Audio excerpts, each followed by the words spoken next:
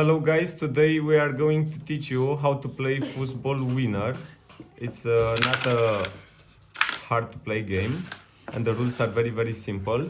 So first things first, you have, can you please hold the phone? Okay, thank you. First things first, you have to pick all the pucks and release them, 3, 2, 1.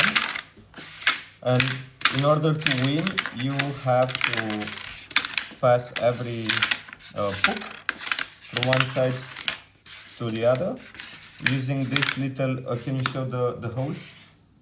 This little gate, you see it? Yeah, through here. So the puck should enter through here. Yeah, this is the principle of the game.